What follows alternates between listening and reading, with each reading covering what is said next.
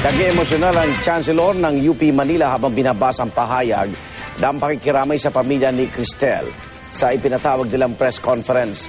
Nangako rin ng UP administration na irerebisa ang restructured socialized tuition and financial assistance program sa kabila ng panawagang buwagin ito. Saksi si Athena Imperial. I was once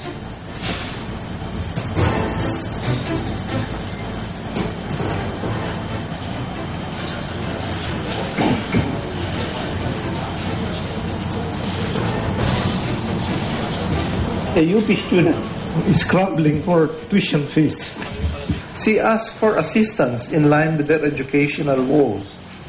UP Manila did what they could. Was it enough? Probably not.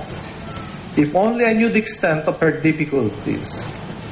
On hindsight, I personally would have attended to her family's needs. Emosyonal si UP Manila Chancellor Manuel Agulto habang ipinararating ang pakikiramay ng pamantasan sa pamilya ng nagpakamatay na BA Behavioral Science freshman na si Cristel Tejada. Kung mapapatunayan mo na may ginawa ako, meron akong hinding ginawa para ipataw sa akin ang kasalanan o pagkamatay ni Cristel, gagawin ko yan. Pero gaya nga ng sinabi na ng mga eksperto, ang suicide ay a very complex process, phenomenon.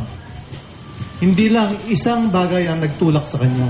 Iginiit ng UP Manila Chancellor na walang forced leave of absence na polisiya ang pamantasan. On March 13, 2013, Ms. Tejada files her application voluntarily for leave of absence.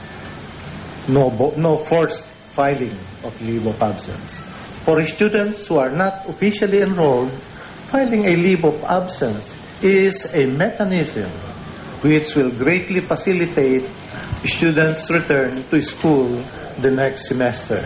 Ayon pa kay Agulto, sa kabila ng ipinatutupad na no late payment policy, nakapag-student loan naman daw si Cristel ng mahigit 6,000 piso sa una niyang semestre. 3 beses umanong pinalawig ang deadline ng pagbabayad dito. There have been persistent reports stating how Mrs. Blesilda Tejada, as I've said, knelt and begged. That never happened. Even Mrs. Tejada herself clarified that she never knelt. However, broadsheets and other media continued to mention this as if it were a fact. Mrs. Tejada and I met only once. This is a very isolated, unfortunate case. Most students with similar situations are given assistance. Walang trabaho ang ina ni Cristel habang ang kanyang ama ay part-time taxi driver. Sa 300 pisong karaniwang kita sa isang araw, aabot lang sa mahigit 100,000 ang kita niya kada taon. Pero sa Restructured Socialized Tuition and Financial Assistance Program o STFAP ng UP na naglalayong iayon ang sinisingil na tuition batay sa kita ng pamilya, ibinilang si Cristel sa bracket D o yung may mga pamilyang kumikita ng mahigit 130,000 piso hanggang 250,000 piso. Ang makukuhang diskwento ng estudyante, 70%. Katumbas ito ng matrikulang 300 piso kada unit.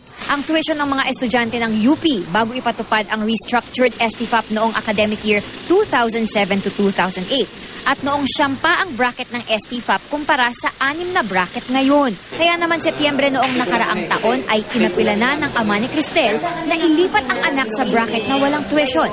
Bagay na di napagbigyan dahil sa kakulangan umano ng isinumiteng dokumento ng pamilya. Ngayon, 2nd semestre, hindi umabot sa tuition deadline si Cristel.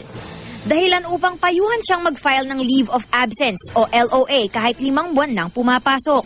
Bumalik ulit ako kay Vice Chancellor. Sumulat ulit ako, ma'am, baka pwede na ako mag-request for ganito, ganyan. Para po ma-officially enrolled na si Cristel kasi nakaregister pa lang siya eh. So sabi niya, nung nabasa yung letter, ay naku, hindi na pwede to. Sabi niya, anong late na? Tapos inano niya na ang gagawin na lang daw ni Cristel, mag-force leave of absence siya. The fact that Ms. Tejada went through the process of getting a college clearance, submitting her application, and paying the leave of absence fee indicated to our mind that she wanted her student record to be in order. It signified her intention of enrolling again the next semester. Giit ng UP Manila, di naman daw sila nagkulang sa pagpapaalala ukol sa tuition deadline. I think that was October 11. And that was one of the action points that arose from that meeting because I asked them, what do you think would be a reasonable time to enable students to enroll? Dahil sa nangyari kay Cristel, sinasabi ng pamantasan na riribisahin nila ang STPAP. Gagawing mas simple ang bracketing system at patataasan ang buwanang allowance ng mga nasa pinakamababang bracket. The most significant change we're introducing is the adoption of a system that was developed by the Marketing and Opinion Research Society of the Philippines, or MORES, the National Statistics Office, or NSO, and the UP School of Statistics. This is the MORES NSO System of Socio-Economic Classification. Ang dating 6 na buwan na pagproseso ng application, gagawing 2 buwan na lang. At ang aplikasyon para sa STFAP na 14 na pahina agad ang form, isasabay na sa UPCAT application. Natukoy ding problema ng STFAP ang mismatch ng batayan sa bracketing sa aktual na kailangan ng estudyante sa bracket na iyon at kulang na allowance o stipend sa pinakamababang bracket. We will collapse brackets E1 and E2 into just one bracket, E. Okay, and increase the monthly allowance of bracket E students to 4,000 from the current 2,400.